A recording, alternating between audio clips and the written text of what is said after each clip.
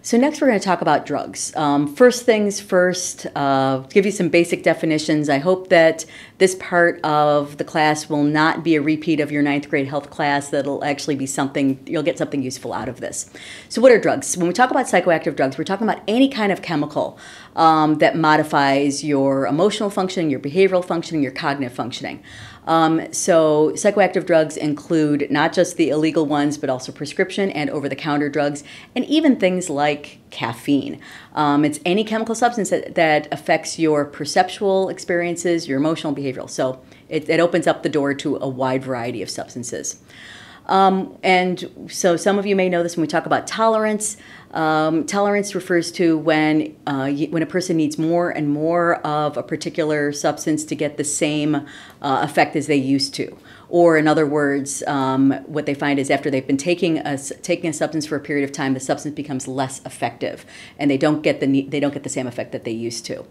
Many people notice a difference, say, for people who are over 21, when it comes to drinking, that when they first start drinking alcohol, they may, they can get they'll feel buzzed after one drink. But if they've been drinking alcohol for some period of time, it may take, two or three drinks to get that same sort of buzz. That's what we mean by tolerance. Withdrawal are the side effects of stopping the use of a drug.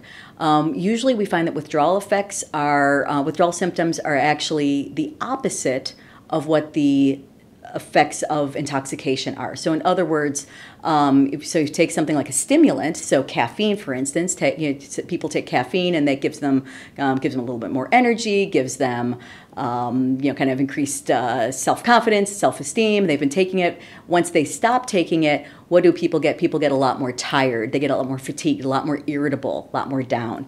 So withdrawal, as I said, withdrawal effects are almost always the exact opposite of the drug's effect. Addiction, when we talk about addiction, I know there are a lot of different lay definitions of the word addiction, but when I think about addiction, I think about, or what in psychology, we describe this as physical pain, physical cravings for a drug. All right, it's known as physical dependence.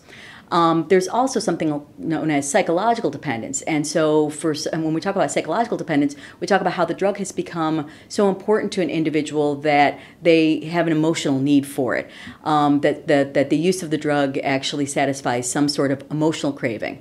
Now, drugs can have there are some drugs that will create a physical addiction very quickly, or physical dependence very quickly. There are others that will create an emotional dependence or psychological dependence very quickly. Some that will create both, and some that will create neither. And so for example, something like heroin is very highly physically addictive. It doesn't take much. It doesn't take many uses for many people to become physically hooked on heroin. And in fact, they go through intense physiological cravings and really, and they can experience real physical pain when they don't take it. On the other hand, you could have something like marijuana. Marijuana does not usually have, people don't usually get physically dependent on marijuana, but then can get emotionally or psychologically dependent on it.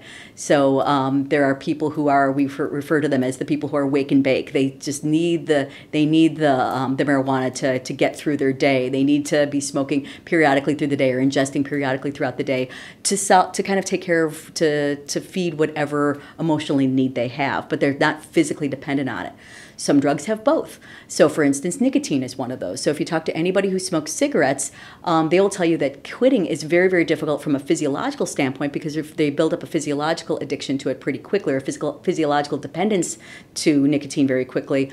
But there's also the behavioral side of it. There's also the psychological dependence. So if you talk to a lot of people, if you talk to someone who's tried to quit smoking and they use the patch or they use the gum or they try to vape or something like that, the vaping or the patch or the gum may take care of the physical dependence, but it doesn't take care of the psychological dependence. And so people find that they need something to do with their hands, they need something to do with their mouth. They associate the use of smoking with a break or after dinner or when they go out or something like that. And so so cigarettes are an example where you can have both.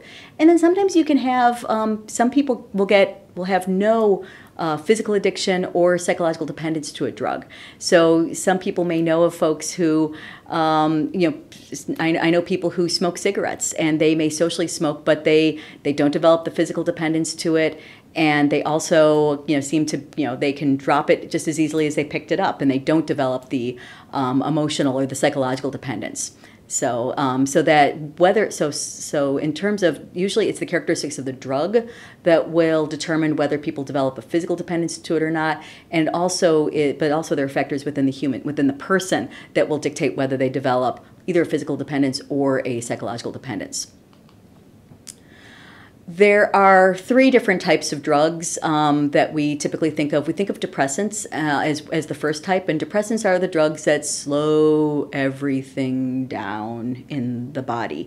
They slow reaction time, they slow heart rate and blood pressure and things like that. One of the most common types of depressants is alcohol. How does alcohol work? If you've been doing the mouse party and if you chose alcohol for mouse party, what you'll notice is that you'll find that alcohol serves to increase GABA and block glutamate. Those are 2 neurotransmitters. GABA is actually an inhibitory neurotransmitter. It's a very calming neurotransmitter, and glutamate is more of an excitatory neurotransmitter. It kind of is one that plays an important role with learning and motivation. And so what alcohol does is it increases the effect of it increases the amount of GABA, which helps to kind of calm people down. It also blocks glutamate, which is one reason why it's not good to drink while you're studying, because it blocks learning. But it also seems to slow down reaction time. So what you see there are some of the different things that happen with alcohol. You probably have learned this in your health class over and over. Liver metabolizes about 1 ounce of alcohol per hour. That's for a 150-pound person. Some people more, some people less, depending upon the size, depending on body composition and things like that. You know that nothing speeds that up. Not coffee, not greasy food. So if you drink a whole lot of coffee after you've had a lot of alcohol, you're now a wired drunk. If you got to Denny's and eat a whole lot of greasy food, now you're drunk with a whole bunch of greasy food in your stomach. Nothing speeds that up at all. Alcohol is, it's very easy to develop a tolerance to it, so it takes more and more to get the same effect. Very common to have withdrawal symptoms. There's a type of withdrawal symptoms that are very severe, and we see these in people who have had a long-term chronic heavy use of alcohol, so daily drinking a tremendous amount of alcohol. And if they stop suddenly, they can develop what is called delirium tremens, DTs for short. And those are confusion, hallucinations, convulsions, and it also involves a unhealthy rise in blood pressure, and actually DTs can be lethal, so people can die from them. In addition to alcohol being a depressant, we also have sedatives. So those are things like benzodiazepines, like Klonopin or Valium or Ativan or Xanax. And their effects are actually very similar to alcohol. They're a little more targeted in terms of what neurotransmitters they hit. They work on, and what these sedatives do is they increase the release of GABA. Also very, very easy to develop tolerance to them. Also, you can go through pretty significant withdrawal symptoms, and those can actually be lethal. So if people are being prescribed benzodiazepines like the ones I just mentioned, you never quit them cold turkey. You always have to back off them very, very slowly. And then the final group of depressants that is a group that we call opiates. And so that includes things like morphine, heroin, Vicodin, OxyContin, things like that. And so what they're doing is the opiate drugs bind to opiate receptors, and they actually will mimic the effect of our endorphins. So endorphins are our naturally occurring neurotransmitters that make us feel good, that help to relieve pain. So when people are taking opiates, those synthetic substances or even the natural substances are blocking those same receptors that endorphins usually bind to. So as a result, people get that. That's where you get that feel good. You get the anesthetic quality. It also lowers breathing rate, lowers lowers your neural functioning, slows everything down, makes people feel pretty lethargic. We know that the opiates are highly addictive, and that's one of the issues that they've been having across the United States of people getting hooked on opiates. It's very easy to get hooked on them, and it's very hard to get off. The second type of drugs are stimulants, and stimulants are substances that speed up body functions. And so if you've ever heard of things like cocaine or caffeine or nicotine or methamphetamine, those are all examples of stimulants. How do they work? They work by increasing the release of norepinephrine and dopamine, and they also block reuptake of them. So basically what happens is these two chemicals, norepinephrine, which is a neurotransmitter that affects our motivation and our energy level, that gets flooded in there. Dopamine is a reward neurotransmitter. We feel really good whenever we have a release of dopamine, and basically the stimulants flood your synapses with just a tremendous amount of both norepinephrine and dopamine. And so people, when they take them, they get this boost in energy, this boost in self-confidence. Always know that what goes up always comes down.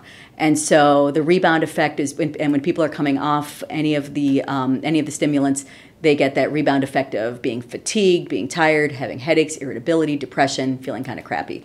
The stimulants are highly addictive. You can build up a tolerance to them very quickly. Just ask anybody who drinks a whole lot of caffeine. You notice that after a while, when I start drinking caffeine in the semester, I find that I need more and more of those Diet Cokes to keep my energy level up as the semester drags on. Very easy to get withdrawal, very easy to develop both a physical as well as a psychological dependence.